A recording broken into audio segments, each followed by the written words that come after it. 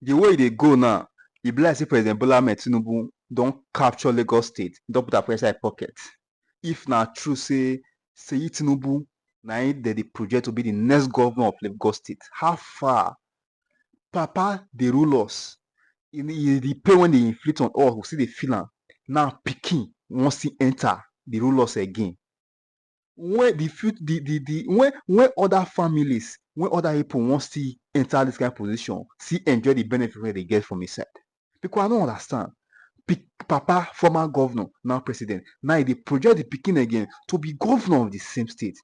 Now he make Rufai. We listen to wetin Rufai dey talk about this issue. You understand? Rufai that is always on fire, is firing based on this now. Well, let's begin what's trending with this video showing a major general of the Nigerian army and 2 other soldiers brutalizing a young couple in Abuja. The couple, Bashima Care and Lami Jennifer, were traveling along Gwarimpa and was accused of passing the convoy of the Major General G.S. Mohammed and Corporal A. Abubakar. The couple were reportedly stopped with blaring sirens and brutalized. Let's take a look. How did I pass your car? How did I pass your car? How did I pass your car? Oh, God. It's not fever. It's not fever. That's why he's dragging. My sister, come down. Jesus! Are you joining us? Bring the phone. Bring this phone. Why are you covering? Give me the phone. Well, all right. Thank you, Rufai, for sending me this story and making it go viral, because you did make it go viral. I think these are the sort of stories that we need to bring into the front burner. I did reach out to the army, and I think that they've also put out a tweet. Let us just read that tweet that the army spokesperson wrote on X. He wrote, "The circumstances leading to this incident are not clear at the moment. However, the acting chief of army staff, Lieutenant General Olufemi Oluyede, has ordered the immediate investigation to unravel the true circumstances surrounding this altercation. The Nigerian army remains committed to serving and protecting all law-abiding Nigerians as enshrined in the Constitution of the Federal Republic of Nigeria. Therefore, we urge the public to be rest assured that due diligence will be applied to reach a logical conclusion on this matter." Signed off by Onyema Nwachuku. But we did see a petition. And in that petition, there was a detailed summary of how these couple, they're, actually trying to get married, university graduates, and how they were bundled up in a car and taken to the army barracks. They were held for 8 hours. In the petition, they demanded, I believe, 150 million naira for compensation. And I think this happened around November 11th, correct me if I'm wrong. And then they asked for that compensation. Nothing happened. That's when they released the video yesterday. Truth has to be said. No matter what the army reacts or how they react that they're going to investigate it, it's not good enough. And it's a sad one for our country. Unbelievable. And that's why, despite the fact that we recognize the work the army is doing as regards keeping this country together, things like this are really off-putting.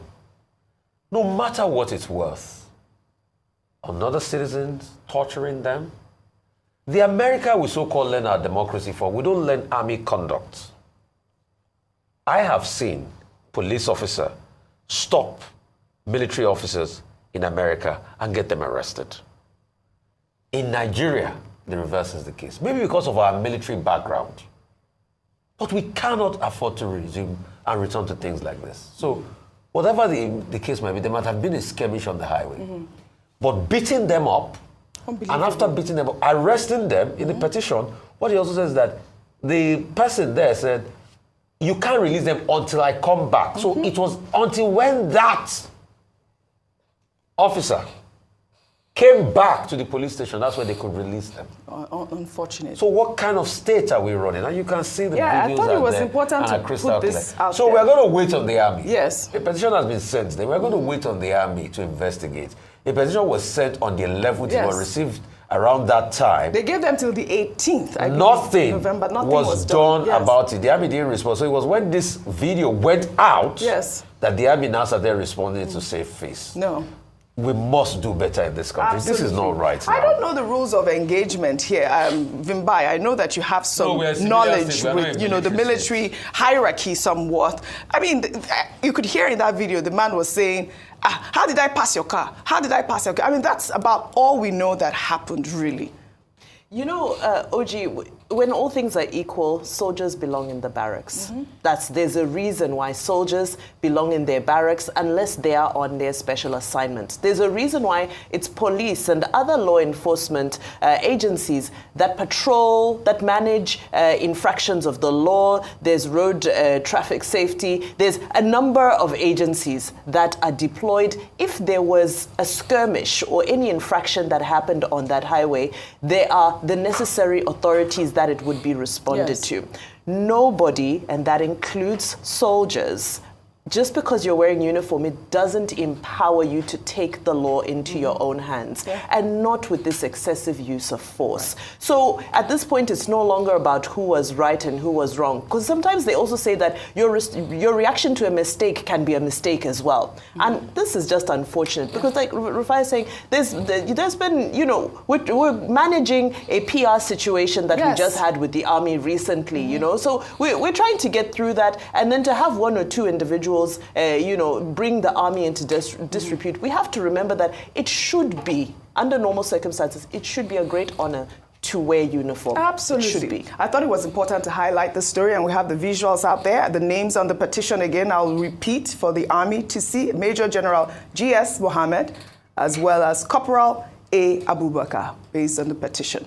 We will follow up on this story.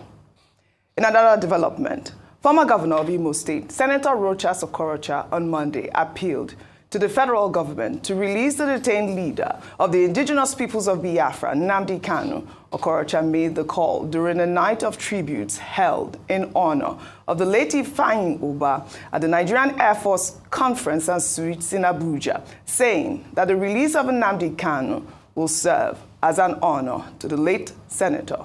Before the death of Iwanyanwu made a plea to Federal Republic of Nigeria. Ezife went to Villa and begged Nigerian nation. Ifeanyi Uba made a statement in the same line. I want to say to you, my brother, in whom I'm well pleased, Senate President, convey this one message on behalf of these Igbos who are seated, that the best way to honor this great young man is the release of Nnamdi Kanu.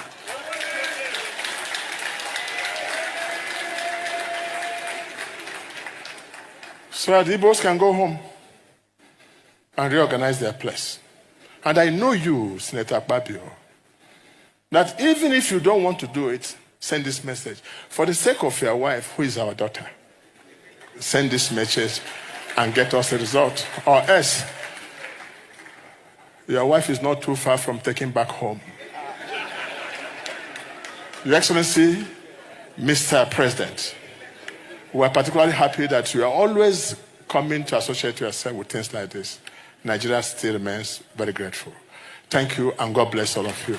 My people, my people. My people, my people. May Ifeanyi Uba's soul rest in peace. Dr. Bati, there was a little bit of comic relief there when he talked about, you know, Akpabio's wife and all of that. You know, I thought that was a good way to just light up the mood there at the ceremony. But also, the main conversation is about the release of Nnamdi Kanu. And I wanted to just pull up Omoyele Showore's tweet, which, you know, had been going around for a while, about this couple, Mr. Ifedi and Mrs. Chidi Ifedi Kalista. They said that they have been held hostage since 2021 at Wawa Barrack in Niger State. They were accused of being IPOB members.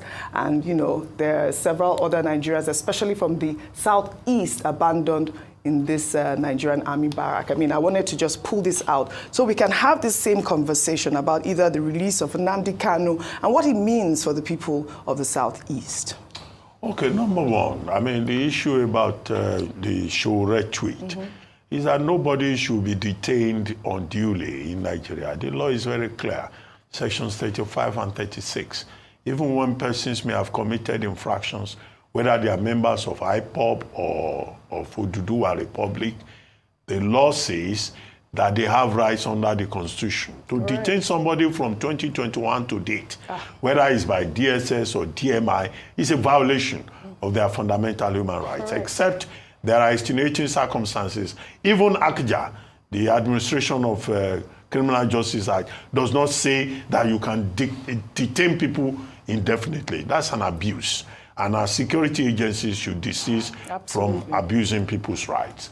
The second point, you mentioned Nnamdi Kanu. Well, I mean, that's a story that is on the table there. There have been many requests from many persons saying, release Nnamdi Kanu, find a political solution to it, with government playing the ostrich and saying the matter is before the law courts and trying to balance, politics with the judiciary. However, I think that the night of tributes in honor of Senator Ifeanyi Ubah was a solemn occasion. It shouldn't have been converted into an opportunity for commentary of whatever category by whoever, whether in an iberiberistic manner or in any other manner. Because this was a young man who died at 52. He was a newspaperman. He was the publisher of the Authority newspaper. He was a sportsman. He established a football club called Ifeanyi Ubah FC. He ran to become governor of Anambra State. He didn't succeed. He ended up as a senator of the Federal Republic on the platform of the Young Progressives Party, YPP. And then he went abroad for surgery in July. The latest we had was that he had died. He was also an employer of labor, not just through the media or also sports. He was also the chairman of Capital Oil and Gas, with filling stations in the downstream sector, creating job opportunities. So his passing is a major loss. And we would like to commiserate with the people of Anambra South, with his wife, Uchenna Ubah, and his 5 children, who have lost a major breadwinner. I knew him personally when we were in government. He was very close to the administration. And, he was a very gentle, genial, friendly person, But you see, God knows best. God knows best. People will die when they will die. Only God knows when it will be anybody's call time. You're absolutely right. And, we have photos of Vice President Kashim Shettima, who joined his former colleagues at the Senate on Tuesday to pay glowing tribute to the late Senator Ifeanyi Ubah. Shettima said the free spirit of the late lawmaker, who died early this year, broke down political and ethnic barriers. Again, may his soul rest in perfect peace. He died too soon. We'll take another story. A former Director General of the Labour Party's presidential campaign, Doyin Okupe, has faulted the mantra, Nigeria must move from consumption to production, used by Peter Obi during his 2023 presidential campaign, saying that Peter Obi did not have any policy document to back the mantra. Okupe made the comment on Tuesday while assessing President Bola Ahmed Tinubu's administration. He argued that Tinubu has a superior policy document compared to his challengers in the 2023 elections. Let's take a look. As for Peter Obi, Peter Obi has not given any document to Nigerians as to what he was going to do. I can tell you for a fact. All we were saying was that we want to take Nigeria from consumption to production. Good rhetoric, but it's not grounded either in policy development or in principle application. But, I never supported Bola Tinubu. He's not my person. We're not in the same party. But in retrospect now, his reform, his agenda, his agenda that he brought, the Renewed Hope agenda, is the most credible document that can address and is addressing the current situation. And you can see it is being meticulously applied. Well, all right, okay. Rufai, let me take some comments before I come to you. Calling Tinubu's reforms credible is a stretch when Nigerians are grappling with soaring inflation and economic hardship. As for Obi, substance over rhetoric. He's shown a track record of delivery with or without your policy document. Another Twitter user there goes, proven economic theories for production don't need to be backed up by any policy document. What Peter Obi is saying is not rocket science. Politicizing simple economic theories is a sign of emptiness and failure. And then last Twitter user there goes, while everyone is entitled to their opinion, it's important to critically analyze the substance of each candidate's agenda. Credibility isn't just about promises, but about practical implementation, consistency, and public accountability. Nigerians need leaders whose policies are clearly documented, viable, and centered on solving the country's pressing challenges, not just rhetoric. Let's focus on assessing all leaders objectively for the good of the nation. Rufai, you're on fire. Over to you. Now, well, this politics, Doctor, that's why I can't come into this your political game. Oh, you can't be a politician. No, I'm sorry. Oh, okay. I don't have the temperament for it. You should know me. You should know the things I can do and I can't do by that. We were just discussing that at Boala. No, I can't. I don't have the temperament for wishy-washy and all of that. No, I'm sorry. Real quickly, this is the same Donyo Kukwe that was running Peter Obi's campaign. We should ask him what changed. Okay, he's in Tinubu's side now, Abi. He said he's not in Tinubu's side. And he said that Tinubu's policy is good. Yeah. Tinubu's policy is good. Can't you see how we're enjoying this in the last 18 months? We are enjoying the pain of his very good policy. It's very good. The next thing he said Peter Obi didn't have there was no policy document to back. Yeah. Okay, now I've gone to open Peter Obi's manifesto. You can go and also check page 20. Where he said, shift emphasis from consumption to production by running a production-centered economy that is driven by an agrarian revolution and export-oriented industrialization. And you can see, and he itemized it there, logistics, blue chip economy, and all of that. So maybe Donyo Kukwe didn't read. But he was the DG of the campaign. How could he not have seen maybe he has gone due to the alleged, is it corruption allegation or whatever that they said, he was supposed to pay more money. Maybe he had gone that time before they wrote the manifesto. Before the manifesto, okay. So you can go and reach page 20 for that. for further studies, because he also needs to tell us the reason why he left the campaign, why they had to lie, maybe because he was pending allegations of corruption case and all of that. So you should go and reach page 20. It's here. He wrote it here. I believe him, but I just seen it. No, I can see but Rufai, that basic rhetoric though, isn't it just even just in layman terms? But he documented. Even without you know why I was particular about this? You know why I laughed when I heard this story? I remember. And I'm not saying this to hold proof for Peter Obi, please. I'm a very factual, empirical human being. Peter Obi was not keen on writing a manifesto. Rufai, was one of those that kept on pushing. Anytime he came for an interview. You remember he would say, oh, it's just a document, they will just write. I said, no. The people deserve a manifesto. You can bear me witness in the interviews. I kept on insisting that there must be a manifesto. I remember particularly, and I read through all the manifestos. I still have what President Tinubu talked about is close to double-digit economic growth, all he wanted to do with agricultural boards and everything. I read Atiku's manifesto. I read all the manifesto letter to letter. That's why I brought it out for Mr. Donyo Kukwe. He has written something on this. I guess you don't call this a policy document. It's in page 20. All right. Well, I rest my case. All right. Speaking about President Tinubu's reforms, I mean, he's already been tagged as the traveling president so far. How many foreign trips have you said that he's made so far, Dr. Bati? Well, it should be 30 now. 3-0? Yeah, if you add Brazil. Did you say 3-0? I thought it was 19 last time we were counting. It was 29 before. Well, all right. It's 30 well, all right. if you add Brazil. Can I pull 30 up? now.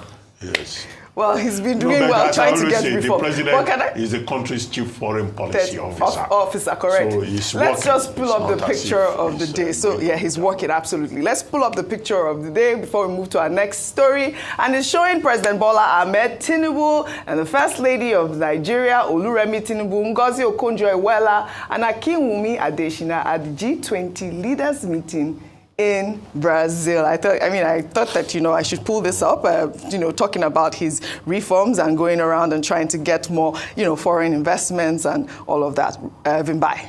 I think it's an absolutely beautiful picture, right? When you look at it, especially once you look at Akinwumi Adesina, Ngozi Okonjo-Iweala, they are icons of African excellence.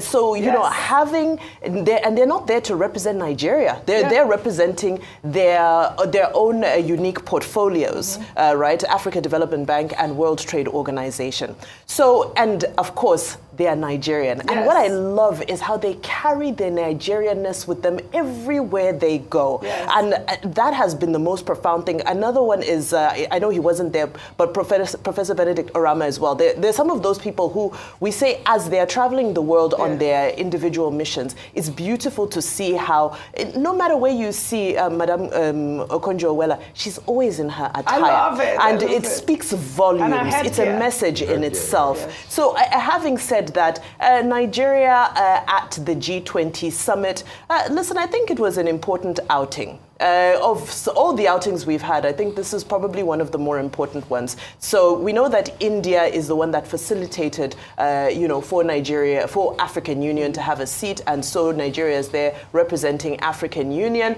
And I believe we backed the pledge against hunger and poverty. And I do hope that with regards to that, I hope that charity will begin at home, because a being power. A being power. I love when you say that. Charity should begin at home. Dr. Bati, I know you have a quick sentence before we move to our Dr. Ngozi Okonjo-Iweala and Dr. Akinwumi Adesina, they both represent what is beautiful about Nigeria. That this country, in spite of whatever problems we may have, is a country of diamonds, of great human talent. And we have persons on the international scene, from NASA to WTO to African Development Bank to Afrexim Bank.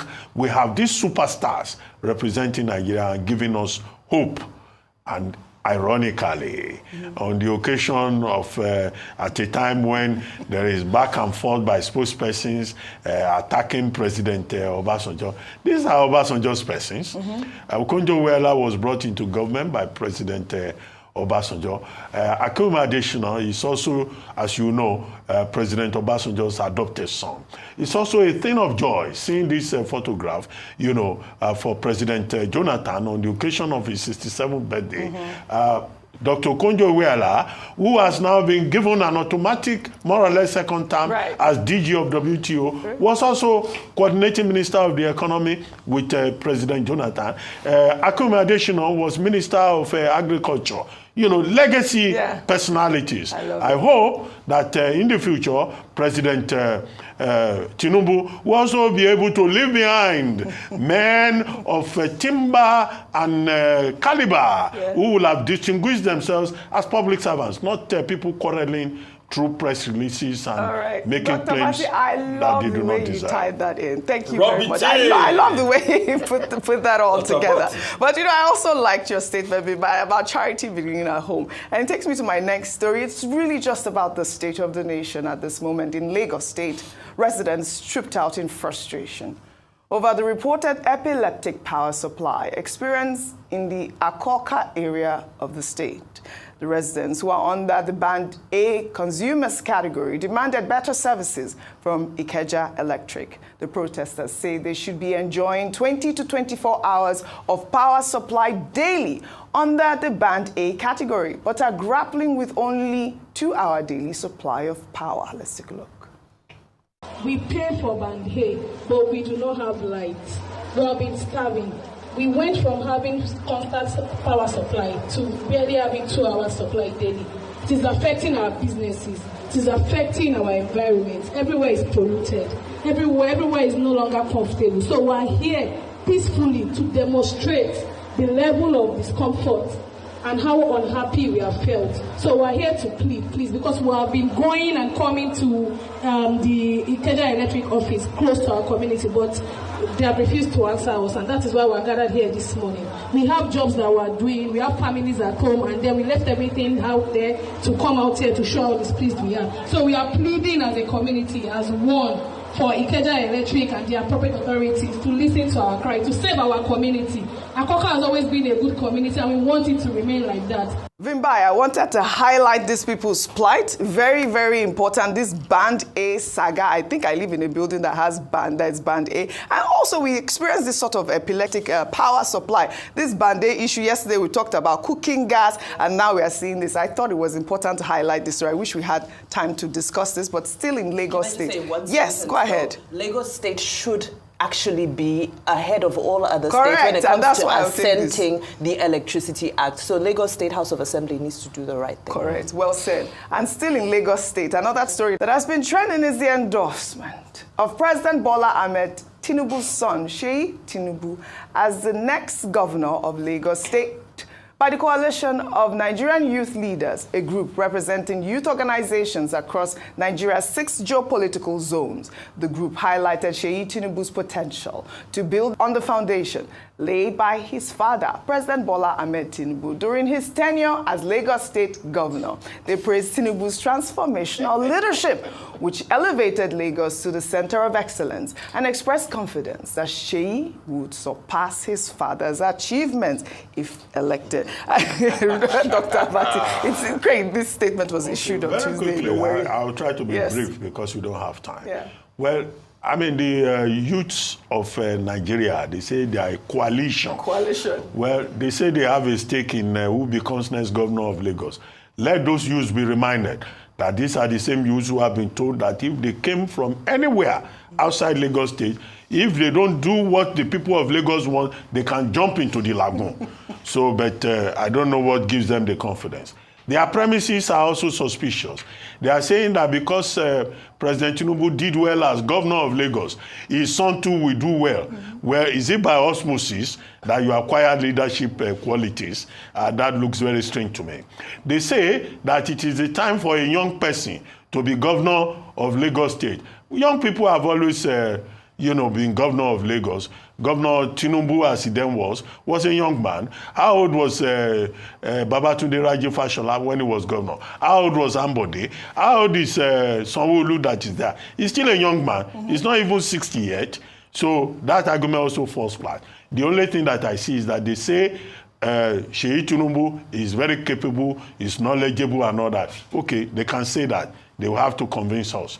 But we should know that this is not a dynasty. No. This is a democracy. On, really? Nigeria is not Equatorial Guinea. Nigeria is not Cameroon. Okay. If they want to propose Seyi Tinubu, they should do so. But he will be assessed on his own merit. That's it. Not on the basis of DNA, which we cannot really push. And finally, I think if President Tinubu wants to make his son governor, this is probably the best time. After all, it's Emilokon. So we can have Emilokon in Abuja and also have Emilokon in Lagos. I rest my case. Dr. Abati, all those words that, with due respect, also they are speaking, is not a dynasty. It's not a this. They will assess him. It's English you are speaking. You have said it. Your last phrase is Emilokon. Seyi Tinubu, Your Excellency, sir, welcome to the governorship of Lagos. Orodili Babeni. You two, you will be it. All this what we are talking. It doesn't matter. Election period, they will come now. Before you know, you are governor. So, Governor Seyi Tinubu. Governor Seyi Tinubu of Lagos. That's just, you see, we can deceive ourselves so much. You see, I can talk very comically and all laughter, but I cry for Nigeria because that's what Nigeria has become. Is it only Tinubu that is doing it? What are other politicians that have put their children there? We're talking about one in Edo State that put his child as a commissioner.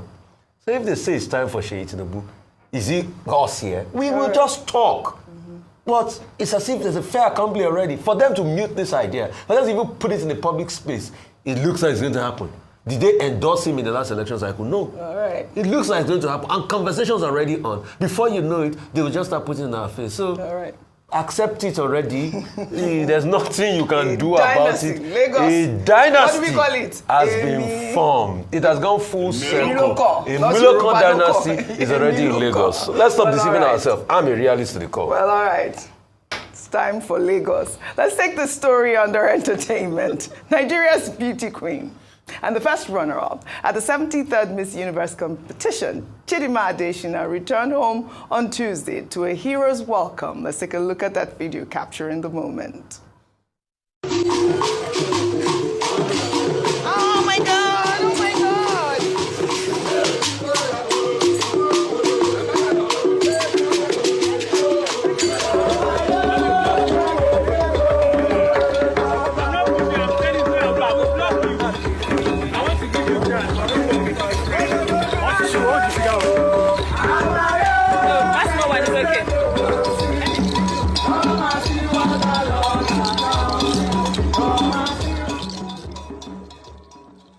We just applaud our beauty queen. Welcome, welcome back home. I mean, this is such a feel-good story. It's so good to have her back home. Welcome back. And this is her home now, by the way. Yes, Nigeria. She's going to, I believe she's in Enugu State at the moment. Oh, yes, so she's really home. She's really home. It's appalling and unacceptable.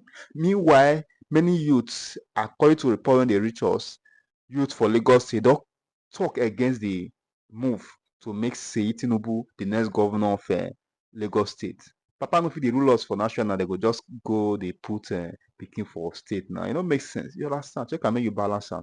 Meanwhile, many youth make on they get sense. When they run for all these politicians, they don't get your interest at heart. You understand? It is family, family, family, family, family. How to empower themselves, enrich themselves to their 10th generation.